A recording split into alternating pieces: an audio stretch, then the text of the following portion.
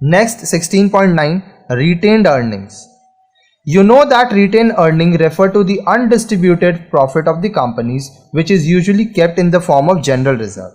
हम ये आगे पढ़ा चुके हैं कि आप जानते होंगे कि जो रिटेन्ड अर्निंग है वो क्या है.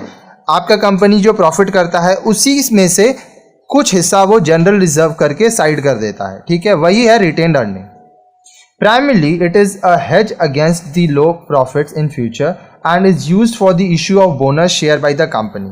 अब देखिए, मूल रूप से मान लीजिए भविष्य में अगर आपका कम प्रॉफिट होता है तो ये जो पैसा है ये कंपनी इस्तेमाल करता है बोनस शेयर इशू करने में, जो उसका लॉस है उसको कवर करने में. But in effect, it acts as an important source of long-term finance for the companies with zero cost of capital. लेकिन अगर इफेक्ट वाइज देखें तो ये एक बहुत ही महत्वपूर्ण सोर्स होता है लॉन्ग टर्म फाइनेंस का, और कंपनी का इस पे कोई कॉस्ट नहीं लगता है क्योंकि उसका जो प्रॉफिट है वो अपने प्रॉफिट से इसको अलग करता है. The retained profit can be used for expansion and modernisation programs by the companies. अब ये जो रिटेन प्रॉफिट है, अपने प्रॉफिट में से जो हिस्सा कंपनी अलग करके रखा है, इस पैसे से कंपनी अपने कंपनी का एक्सपेंशन कर सकता है, विस्तार कर सकता है, मॉडर्नाइजेशन कर सकता है.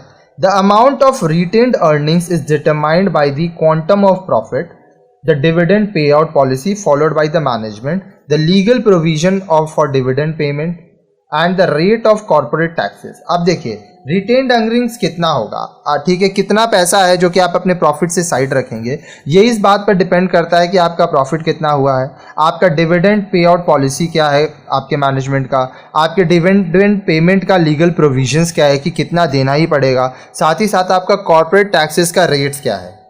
It is an internal source which does not involve any cost flotation and the uncertainties of external financing. अब ये देखिए आपका इंटरनल सोर्स है, ठीक है, इसमें कोई भी कॉस्ट इन्वॉल्व नहीं होता है, अनसर्टेनिटीज नहीं है एक्सटर्नल फाइनेंसिंग का. In fact it is regarded as the most dependable source of long term finance.